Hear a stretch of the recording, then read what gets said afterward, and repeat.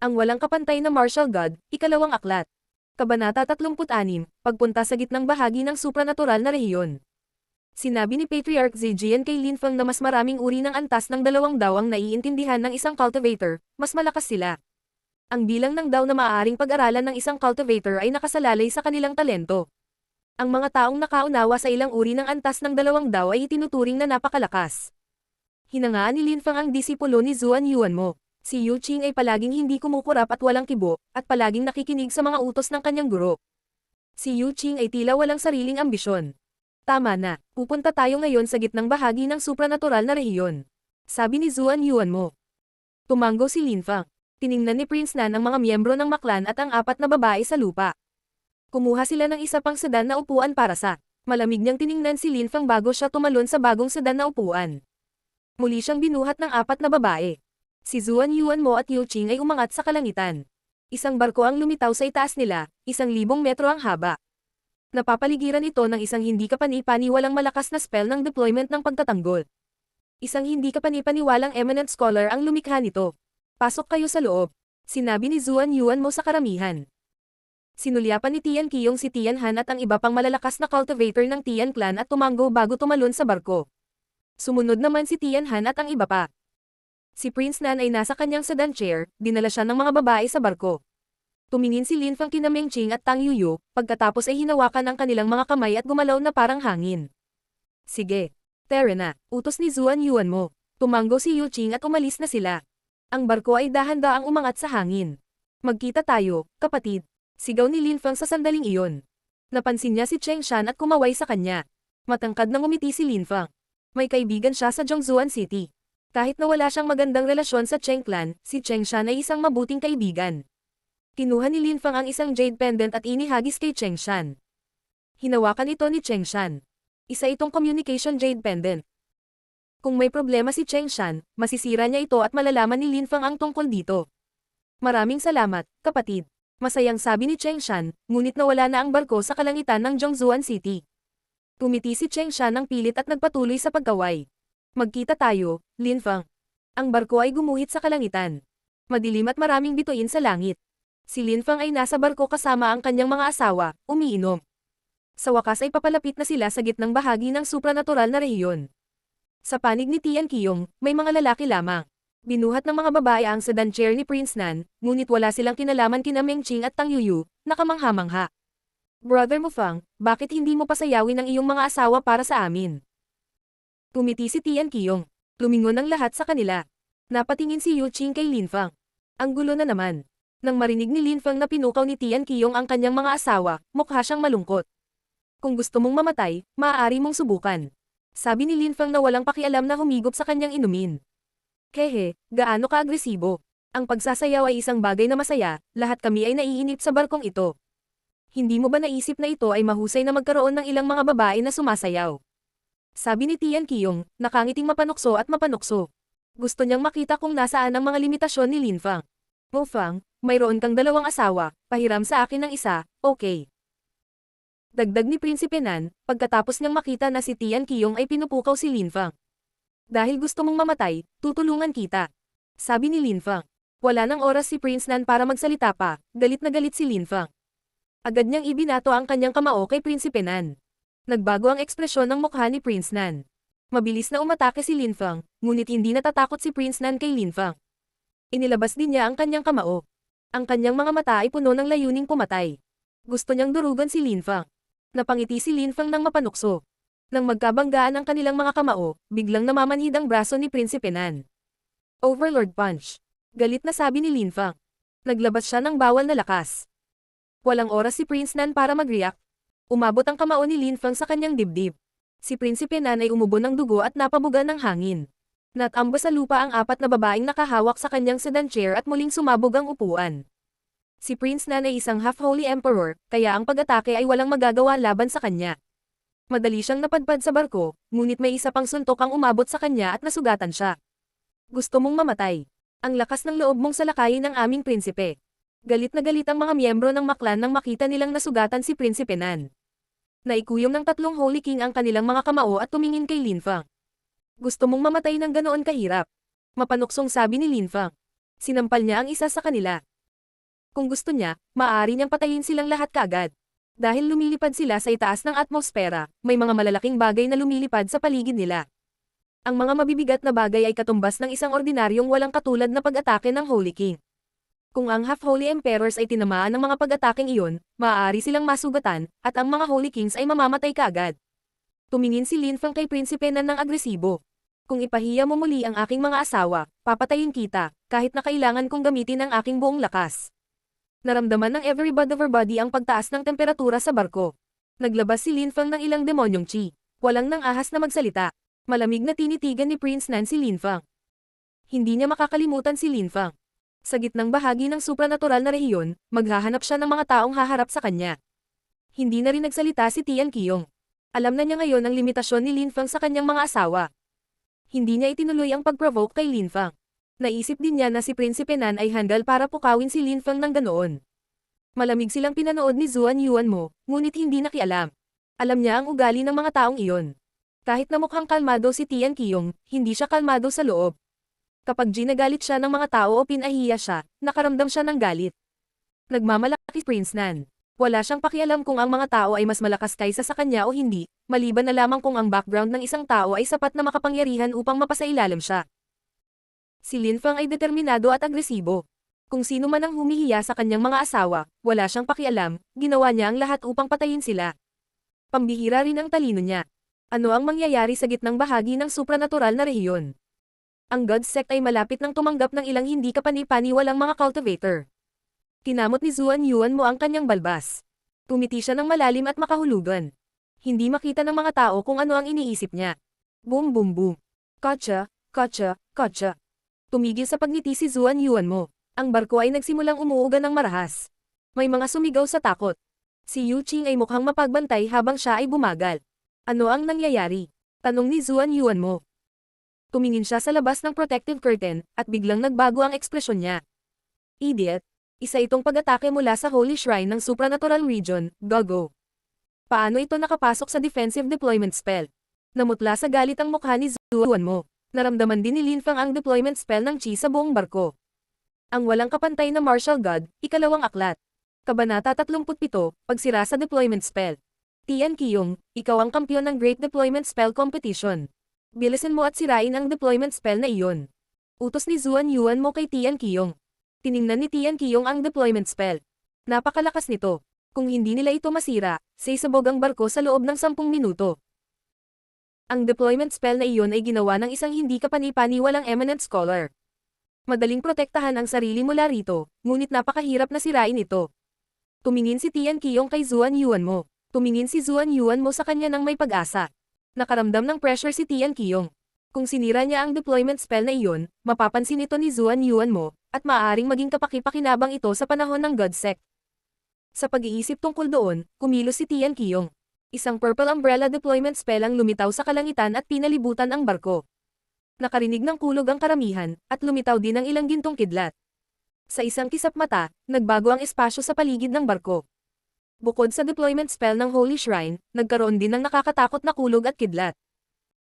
Gusto ni Tian Qiyong na gumamit ng kulog at kidlat para sirain ang deployment spell na iyon. Ang mga tao sa paligid ay labis na nag-aalala. Sumigaw si Tian Qiyong. Lalong nag-condense siya ng energy sa payong. Marahas itong nanginginig. Tuloy-tuloy na umungal si Thunder.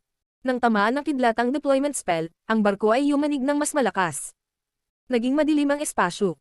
Hinatak ni Tian Qiyong ang mahabang mukha. Ang deployment spell ay hindi nasira sa ilalim ng kanyang mga pag-atake. Sa kabaligtaran, ito ay nagiging mas lumalaban. Tian Qiyong, pinapabuti ng kidlat ang resistensya ng deployment spell na iyon. Itigil ang paggamit sa kanila. Sigaw ni Prinsipe Nan. Lumipad siya papunta kay Tian Qiyong. Ayaw aminin ni Tian Qiyong, ngunit iyon ang katotohanan. Hindi lamang nasira ng kidlat ang spell ng deployment, ngunit ginawa nila itong mas mahigpit. Umiling si Tian Qiyong at itinaas ang kaliwang kamay. Nawala ang payong at lumitaw ang mga bituin sa paligid ng barko. Wala ng kidlat. Halika at subukan. Sabi ni Tian Qiyong kay Prinsipe Nan. Mukha siyang malabo. Nanalo siya sa Great Deployment Spell Competition, kaya kayang sirain ng isa na nakakuha ng ikatlo ang deployment spell na iyon. Tumingin si Zuan Yuanmo kay Tian Qiyong at pagkatapos ay kay Lin Feng. Si Lin Feng at ang dalawang babae ay nag-uusap at nakangiti pa rin. Hindi man lang nila pinansin ang mga nangyayari, parang walang kinalaman sa kanya ang panganib. Natuwa si Zuan Yuan mo. Nagtaas ng manggas si Prinsipe Nan, at lumitaw ang 5 manggas ni Prinsipe Nan, lahat ay may hawak na mga tagahanga. Binuksan nila ang mga tagahanga at umatake. Lumitaw ang mga enerhiya mula sa mga tagahanga at naging mga deployment spell. 5-angle Great Deployment Spell. Nang makita ni Zuan Yuan mo ang deployment spell ni Prince Nan, siya ay nabigla. Isa itong high-level deployment spell na mayroon ng Maklan. Alam na ni Prince Nan. Hindi nakakagulat na isa siya sa mga henyo ng Zhongzuan City. Tiningnan ni Tian Qiyong ang deployment spell ni Prince Nan at hinatak ang mahabang mukha. Nakita niya kung gaano ito kalakas, humihina na ang deployment spell ng Holy Shrine. Ilang minuto at mawawala na ang deployment spell. Sabi ni Prince Nan, nakangiti kay Zuan Yuan mo. Nanunuya din niyang sinulyapan si Tian Qiyong. Umungol ng mahina si Tian Qiyong, ngunit walang sinabi. Tumiti si Zuan Yuan mo at tumango. Gaya ng inaasahan, pagkalipas ng 5 minuto, nakarinig ang mga tao ng mga pagsabog at ang deployment spell ay nabasag sa milyon-milyong piraso. Lahat ay tumingin kay Prinsipe Nan ng may paghanga. Sa loob lamang ng 5 minuto, nadodge na niya ang deployment spell ng Holy Shrine. Sige, magpatuloy tayo. Sabi ni Zuan Yuan mo kay Yuqing. Tumango si Yuqing at muling pinaandar ang barko. Sila ay halos 100,000 li lamang ang layo mula sa gitnang bahagi ng supranatural na rehiyon. Wala pang 10 minuto ay dadating na sila. Ang lahat ay namangha pa rin sa talento ni Prinsipe Nan. Prinsipe Nan, napakalakas mo. Dapat ay nauna ka sa ranggo sa panahon ng kompetisyon. Talaga. Sa totoo lang, napakalakas ng deployment spell. Ikaw ay napakahusay. Sana maging katulad mo kami. Isa kang kahangahangang cultivator at deployment spellcaster. Nambobola siya ng ilang independenteng cultivator. Hindi lang si Linfeng at ang iba pa ang nasa barko. Ang mga independenteng cultivator na iyon ay nagbayad upang maglakbay kasama nila, na may mga sandata at iba pang kagamitan sa paglilinang. Ginawa nila ang lahat para hindi palampasin ang pagkakataong ito, at ngayon ay kinakabahan sila dahil sa nangyari. Si Tian Qiyong ay nakaupo sa tabi ng iba pang mga miyembro ng Tian Clan, nanunood habang ang mga independenteng cultivator ay pinalibutan si Prinsipe Nan at pinupuri siya. Galit na galit siya. Sumulyap si Tian Qiyong kay Linfeng, ngunit hindi siya tiningnan ni Linfeng. Wala rin siyang pakialam sa mga independent cultivator na iyon. Tumiti lang siya at nakipagkwentuhan sa mga asawa niya. Sige, nandito na tayo. Kami ay nasa gitnang bahagi ng supranatural na rehiyon. Maaari kayong bumaba. Sabi ni Zuan Yuan mo. Tumayo ang lahat. Sumunod si Linfeng at tumingin sa paligid. Gaya ng inaasahan, ang gitnang bahagi ng supranatural na rehiyon ay hindi mukhang ordinaryo. Ibang-iba ito sa maraming lugar na nakita niya sa kontinente ng Siyam na Ulap. Ang kontinente ng Siyam na Ulap ay hindi na mukhang hindi kapani-paniwala. Ang lungsod ay walang hangganan. May mga fog ng purple chi sa kalangitan. May mga kahangahangang gusali, ang ilan sa mga ito ay 10,000 metro ang taas at umaabot sa mga ulap. Si Linfeng ay hindi pa nakakita ng gayong hindi kapani-paniwalang tanawin. Ito ay kamanghamanghang. Hindi nakakagulat na maraming tao ang gustong pumunta sa gitnang bahagi ng supranatural na rehiyon. Napakaganda dito. Ang gitnang bahagi ng supranatural na rehiyon ay kagilahil-alas, ano ang hitsura ng gitnang bahagi ng kontinente ng mga Diyos, kung gayon. Nagtataka si Linfeng. Gusto niyang tuklasin ang buong mundo. Mengqing, Yuyu, bumaba na tayo. Sabi ni Linfeng, hawak kamay ang kanyang mga asawa. Tumalon siya sa barko at bumaba mula sa langit. Paglapag niya sa lupa, mas malinaw niyang nakikita ang paligid. Nakita niya ang tuktok ng mga gusali na umaabot sa mga ulap. Pinili niya ang pinakamataas na gusali sa bayan. Iyan ang Holy Shrine. Mahinahong sabi ni Zuan Yuan mo kay Linfeng. Tumingin si Linfeng sa gusali. Ang Holy Shrine ng supranatural na rehiyon. Ang lugar kung saan naroon ang amo ng matandang baka. Naroon ba ang ilan sa mga dati niyang kaibigan? Sinong mga kaibigan? Nag-aalinlangan si Linfeng. May deployment spell din dito. Ang walang kapantay na martial god, ikalawang aklat. Kabanata 38, agad na wasak.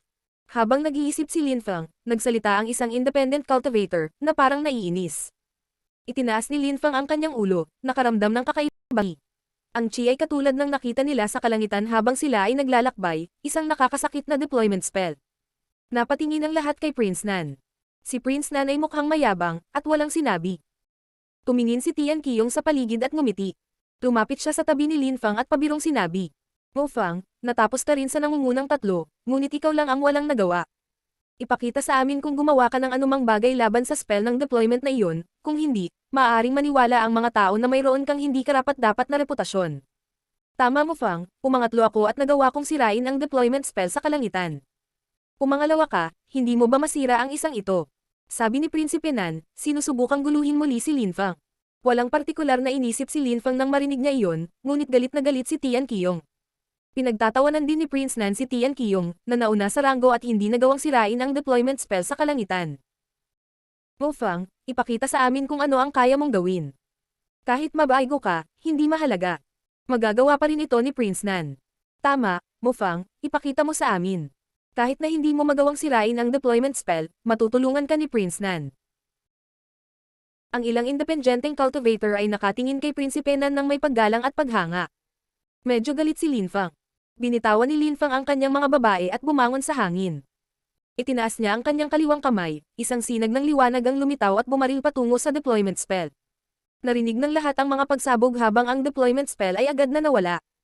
Ito ay isang simpleng spell ng pag-deploy. Bakit ko kakailanganin ang tulong ni Prinsipe Nan? Sabi ni Lin Feng sa mga independenteng cultivator na walang pakialam. Lumipad sina Lin Feng, Meng Qing, at Tang Yuyu patungo sa gitnang lugar. Ang mga independenteng cultivator na humahanga kay Prinsipe Nan ay natulala. Hindi makapaniwala sina Prince Nan at Tian Qiyong sa kanilang mga mata. Isang maliit na pag-atake, at ang deployment spell ay nasira kaagad. Paano? Hinayla ni Prinsipe Nan ang mahabang mukha, at ikinuyom ang kanyang mga kamao. Ibinagsak niya ang lupa, ngunit wala kahit isang bitak ang lumitaw. Lalo siyang nagalit. May defense deployment sa doon. Ang pinuno ng Holy Shrine ang nagsumite nito mismo. Hindi mo ito masisira, at hindi ko rin ito masisira. Sabi ni Zuan Yuan mo sa kanila nang walang tigil. Dumaan siya kay Prinsipe Nan at nagtungo sa kailaliman ng gitnang bahagi. Sinundan ni Yu Qing si Zuan Yuan mo. Sinundan ng mga independenteng cultivator si Lin Feng at sinubukang abutin siya. Sinimulan nila siyang purihin. Tian Qiyong at Prinsipe Nan ay mukhang mas galit na galit. Lalong nagiging mayabang ang Mo Feng na iyon. Patuloy niya tayong pinagtatawanan. Sabi ni Prince Nan habang pinapanood si Lin Feng na mawala sa abot tanaw. Kehe, sinira niya agad ang deployment spell. It took you 5 minutes, hindi ka ba nahihiya na tawagin siyang mayabang? Sagot ni Tian Qiyong, nakangiting nanunuya. Lalong nagalit si Prinsipe Nan. Kwalipikado ka bang pag-usapan ang tungkol sa akin? Ni hindi mo masisira ang mga deployment spell na iyon. Panunuya ni Prince Nan. Itinaas ni Tian Qiyong ang kanyang manggas at naglakad palayo. Sinundan siya ni Tian Han at ang iba pa. Tumiti si Prinsipe Nan ng nakakainis. Umupo siya sa isang bagong sedan na upuan, at dinala siya ng 4 na babae. Makalipas ang kalahating oras, nakarating na ang lahat sa sentro ng lungsod. Halos 1,000 li ang layo nila sa Holy Shrine. Naramdaman ni Lin Feng na si Master Ox ay nasa sabik sa kanyang maliit na mundo. Naramdaman din ni Lin Feng ang ilang pamilyar na chi. Ito ay chi ng isang espiritual na nilalang.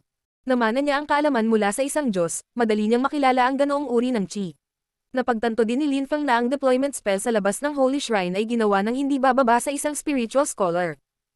Bukod sa napiling sumali sa Holy Shrine, walang ibang paraan para maging miyembro. Ngunit hindi mahalaga, hindi nagmamadali si Lin Feng. Nais niyang maging mas malakas muna, at pagkatapos ay makikita niya. Isa siyang half-holy emperor, medyo mahina pa ito sa supernatural region. Ano kaya ang magiging reaksyon ng mga hindi naging half-holy emperors, o kahit na holy kings, kung alam nilang iniisip ni Lin Feng na? Sinabi ni Zuan Yuan mo kay Lin Feng na maaari siyang pumunta sa God Sect. May pagsusulit na nagaganap doon, at ang mga pumasa ay magiging mga disipulo ng God Sect. Siyempre, sina Lin Feng, Tian Qiyong, at Prince Nan ay nagtapos sa nangungunang 3 sa Great Deployment Spell Competition, kaya kwalipikado na silang maging mga disipulo ng God Sect at hindi na nila kailangang kumuha ng pagsusulit. Maaaring kumuha ng pagsusulit ang ilang sikat na tao mula sa makapangyarihang mga grupo o kahit ilang sikat na independenteng cultivator. Ang pagiging miyembro ng God Sect ay isang magandang bagay, dahil pinoprotektahan din sila ng Holy Shrine. Balang araw, magkakaroon sila ng pagkakataon na maging mga alagad ng Holy Shrine. Pagkatapos, saan man sa supranatural na rehiyon, ang mga tao ay titingin sa kanila ng may paghanga at paggalang. Hindi kinailangan ni Lin Feng na kumuha ng pagsusulit. Ngunit gusto rin ni Meng Qing at Tang Yuyu na maging mga disipulo ng God Sect. Sa makatuwid, hindi nila sinabi kay Lin Feng at pumunta para kumuha ng pagsusulit. Hindi alam ni Lin Feng na kumukuha na sila ng pagsusulit. Noong una, gusto lang niyang manatili sila doon bilang mga bisita. Ang God Sect ay isang pambihirang sekta. Nang makita niya ang lugar, agad niyang naisip ang Tiantai, dahil magkahawig ang dalawang lugar. Ang God Sect ay isang napakalaking maliwanag at puting gusali. May mga bundok sa paligid at mga hagdan sa paligid ng pangunahing gusali. Ang mga pagsusulit ay kailangang makarating sa pinakamataas na lugar na posible, at ang isa na makakaakyat ng pinakamaraming hagdan ay papasa. Papasa ang nangungunang 10 cultivator. Si Zuan Yuan Mo ay isang elder ng God Sect, kaya nandoon din siya. Wala si Yu Qing sa tabi niya sa pagkakataong ito. Sa halip, may isang lalaki na may maskarang bakal. Nasa kaliwa siya ni Zuan Yuan Mo. Si Zuan Yuan Mo ay tinatrato siya ng may paghanga, na nangangahulugan na ang lalaki ay may mas mataas na katayuan sa lipunan kaysa sa kanya. Iyan ay Bodhidharma, dapat mong bigyan siya ng mukha, huwag saktan ang kanyang kamahalan Bodhidharma. Sabi ni Zuan Yuan Mo. Umupo ang lalaking nakasuot ng bakal na maskara. Si Lin Feng, Tian Qiyong, at Prinsipe Nan ay mukhang nagulat. Sino siya? Bodhidharma mula sa God Sect. Haha, nakakatawa. Ako ang batang patriarch ng Celestial Sect, kailangan ko bang bigyan din siya ng mukha? Ignorante na bastos. Magtago lang siya sa likod ng maskara niya. May panunuya. Isang lalaking nakasuot ng puting damit ang lumitaw. Tinuturo niya ng isang daliri ang lalaking nakamaskara at pinagtatawanan. Ang ekspresyon ni Zuan Yuan Mo ay lubhang nagbago. Gusto niyang yumuko at humingi ng tawad, ngunit nakarinig siya ng nakakakilabot na tili. Napatingin ang lahat sa lalaking kausap lang, na agad ding nawala. Magulo ang buhok ng mga tao. Sinabi niya ang isang pangungusap upang pukawin ang kanyang kamahalan na si Bodhidharma, at ngayon ay patay na siya, nang hindi nag-iiwan ng katawan. Kawawa naman. Binawi ni Bodhidharma ang kanyang kamay at sinulyapan si Zuan Yuan Mo. Mabilis na ikinuyom ni Zuan Yuan Mo ang kanyang kamao. Iyong kamahalan Bodhidharma, hindi na ito mauulit. Talaga, kapag may nag-provoke sa akin, papatayin ko ang patriarch mo at pipili ako ng bago. Ang buong pulutong ay namangha. Nakabuka ang kanilang mga mata at bibig. Patayin ang patriarch at pumili ng bago. Nakakatakot. Sino siya? Bakit parang kilala ko siya? Tinitigan ni Lin Feng si Bodhidharma. Biglang lumingon si Bodhidharma at tumingin kay Lin Feng. May impresyon si Lin Feng na milyon-milyong demonyong insekto ang nagsimulang kumagat sa kanyang katawan. Hindi niya kayang kumilos ng walang ingat. Naglabas si Lin Feng ng ipinagbabawal na lakas at kaagad, nawala ang impresyon. Alam ni Lin Feng na si Bodhidharma ay mas malakas kaysa Master Ox ngayon. Habang iniisip ni Lin Feng ang matandang baka, bigla niyang napagtanto na pinutol ng matandang baka ang koneksyon niya sa kanya. Anong nangyayari ngayon? Hindi maintindihan ni Lin Feng. Kakaiba. Si Bodhidharma ay lumitaw, at ang matandang baka ay pinutol ang kanyang koneksyon sa kanya ng kusa. Ang walang kapantay na martial god, ikalawang aklat. Kabanata 39. Pagsusulit. Magsisimula na ang pagsusulit. Ang nangungunang 3 cultivator ng Great Deployment Spell Competition, mangyaring pumunta at maupo dito. Sabi ni Zuan Yuan Mo, na nakatingin sa karamihan. Nakatayo si Bodhidharma sa pangunahing upuan. Nang sabihin niyon ni Zuan Yuan Mo, lahat ng malalakas na cultivator na kumukuha ng pagsusulit ay mukhang nasa sabik, gustong makita kung gaano kalakas ang nangungunang 3 cultivator ng Great Deployment Spell Competition. Sa bawat pagkakataon, ang 3 pinakamalakas na cultivator ng Great Deployment Spell Competition ay pambihira.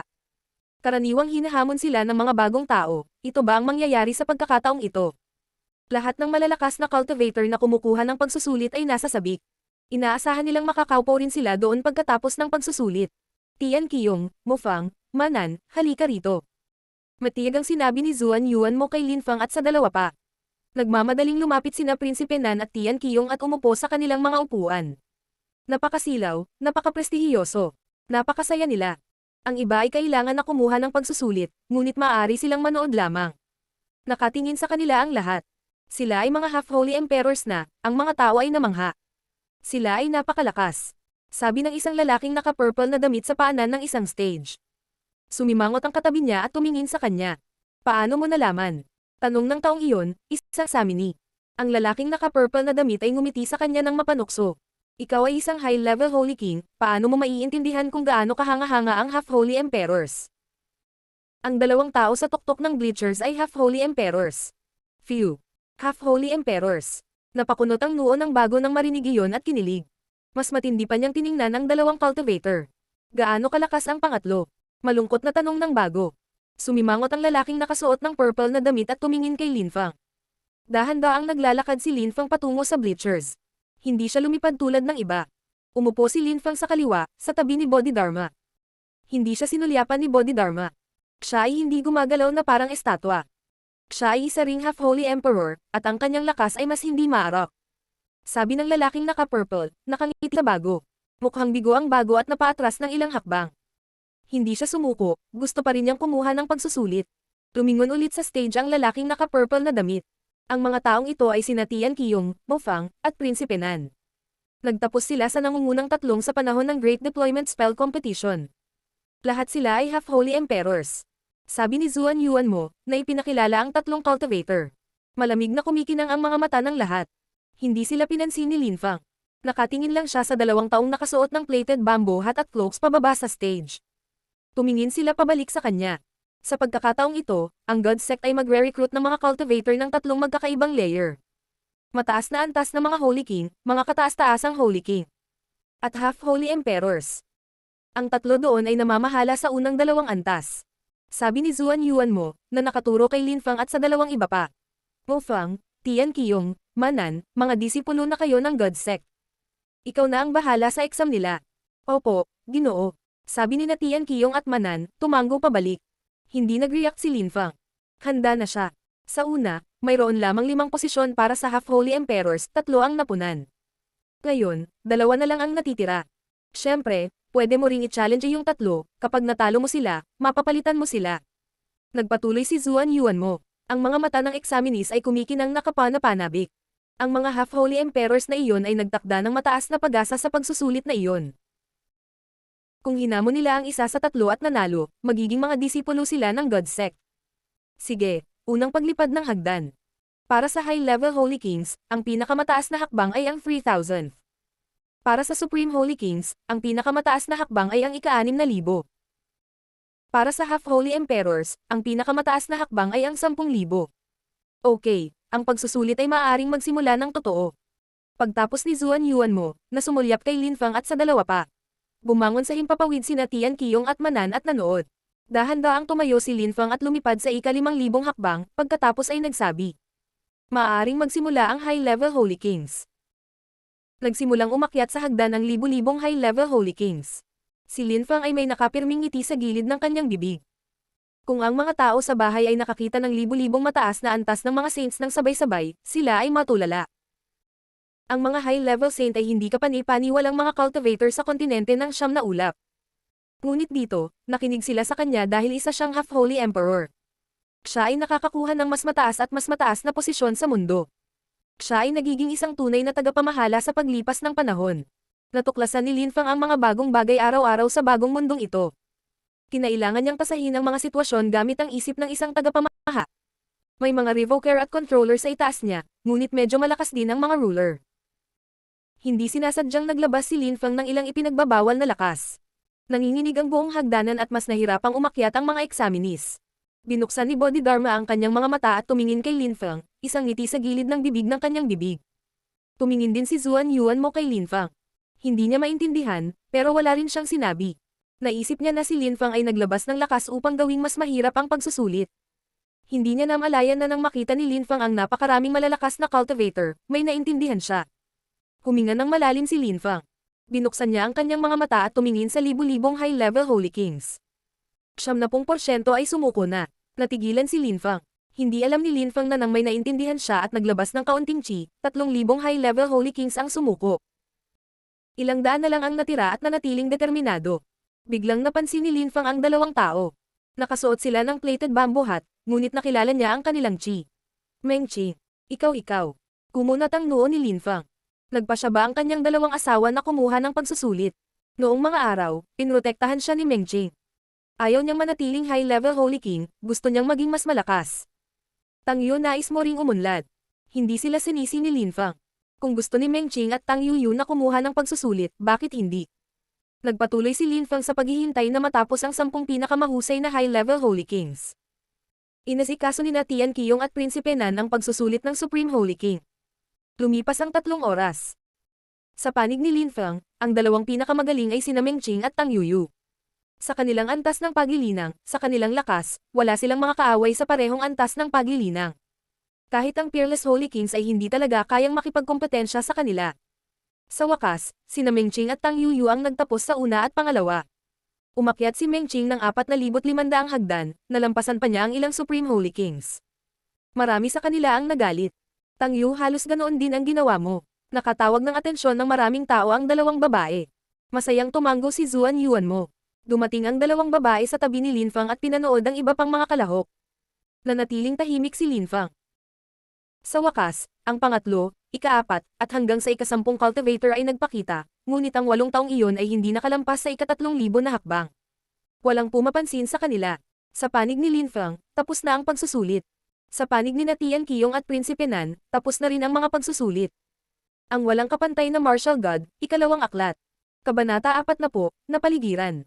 Okay, ang nangungunang 10 cultivator ng high-level Holy Kings at Supreme Holy Kings ay nagpakita na.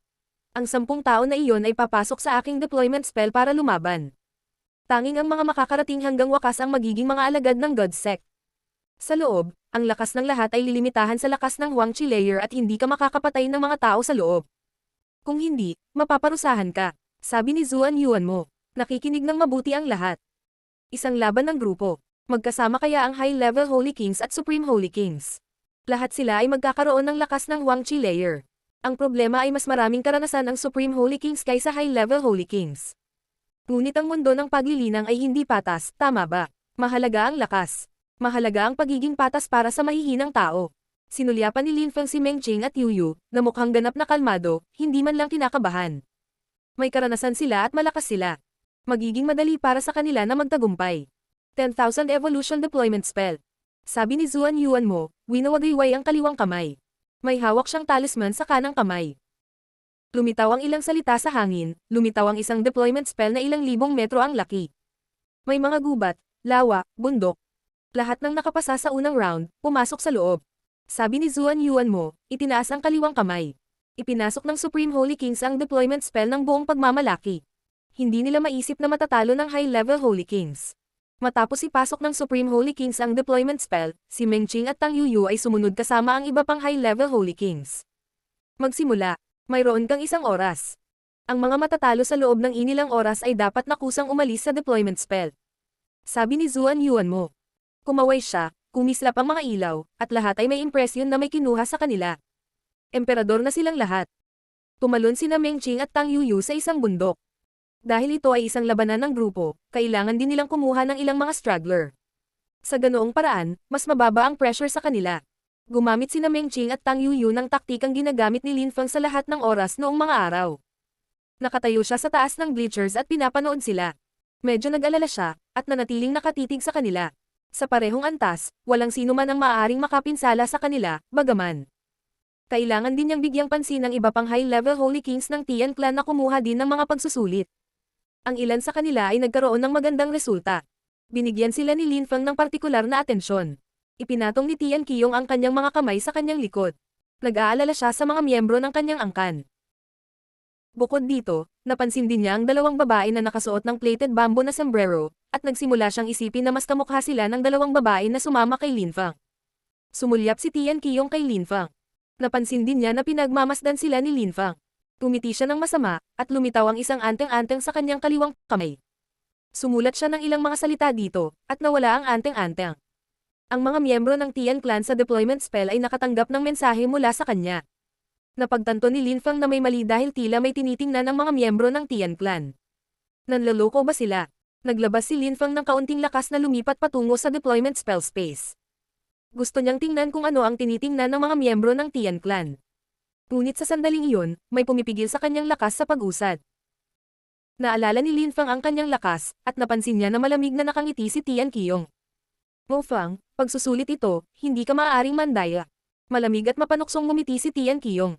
Kumunat ang noo ni Lin Feng. Kumbinsido siya na nanloko si Tian Qiyong, ngunit hindi niya mahulaan kung paano. Wala siyang sinabi. Nakatitig lang siya kay Meng Qing at Yu Yu. Kung may nangyari man, siya ang unang makakapansin nito. Nang mapansin ni Tian Qiyong na walang sinabi si Lin Feng, binawi niya ang kanyang kamay. Malamig pa rin niya. Hehe, may mga matatapang talaga na cultivator ang tiyak na magpapaligid sa iyong mga minamahal na babae, ano ang gagawin mo? Hehe. Lumipas ang ilang oras, lahat ay patuloy na nanunood. Ang ilang mga tao ay naalis sa labanan. Hindi sila umalis, nanatili sila upang manood, gustong makita kung sino ang magtatagumpay at maging mga alagad ng God Sect. 30 minuto ang lumipas ng napakabilis. Sa loob ng 30 minutong iyon, hindi lumaban ang natitirang 20 tao, ginawa nila ang lahat para magtago at manood. Ngunit si Zuan Yuan mo ay hindi makapaghintay magpakailanman. Kaya naman, kinamayan niya ang kanyang kamay at ang mga bundok at ilog ay naglaho, na naging patag na lupain. Maaaring makita ng lahat ang iba pa. Hehe, magsisimula na ang magaganda laban. Tumawa ng walang pakialam si Zuan Yuan mo. Gaya ng inaasahan, nagsimula ang 20 cultivator sa labanan ng grupo. Si Meng Qing ay nakikipaglaban sa isang lalaking nakaitim na damit. Isa siyang Supreme Holy King sa labas ng deployment spell, ngunit ngayon silang lahat ay mga emperador. Ngunit si Meng Qing ay si Zhu Linglong, isang sagisag ng Snow Clan. Matagal na niyang sinusundan si Lin Feng, at napakalakas niya. Gaya ng inaasahan, nawala ang Supreme Holy King sa loob ng ilang segundo at umalis sa deployment spell. Ito ang unang kataas-taasang Holy King na natalo. Galit na galit siya at naikuyom ang kanyang mga kamao. Nakakainis, natalo siya sa isang babae. Magsisimula na ang palabas. Tumiti si Tian Qiyong at pinaikit ang kanyang mga mata. Galit na tumingin sa kanya si Lin Feng. Pinagmasdan niya ang mga tao sa deployment spell, 7 malalakas na cultivator ang nagsanib at pinalibutan sina Meng Qing at Tang Yuyu.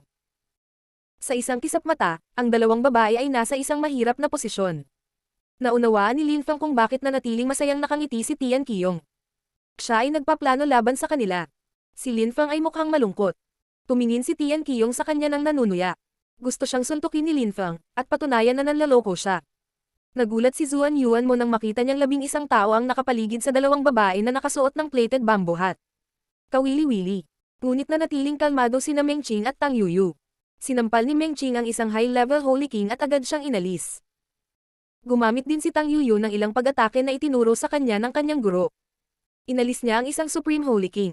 9 na tao ang naiwan sa kanilang paligid, kabilang ang 4 na high-level Holy Kings ng Tian Clan. Sino ang mananalo sa huli? Hindi inakala ng mga tao na posibleng manalo sina Meng Qing at Yuyu. Si Lin Feng ay mukhang galit na galit. Si Tian Qiyong ay mukhang mapagmataas at nasisiyahan. Walang magawa si Lin Feng kundi manood. Kung maalis sila, kailangan niyang kunin ang mga ito at alagaan muli.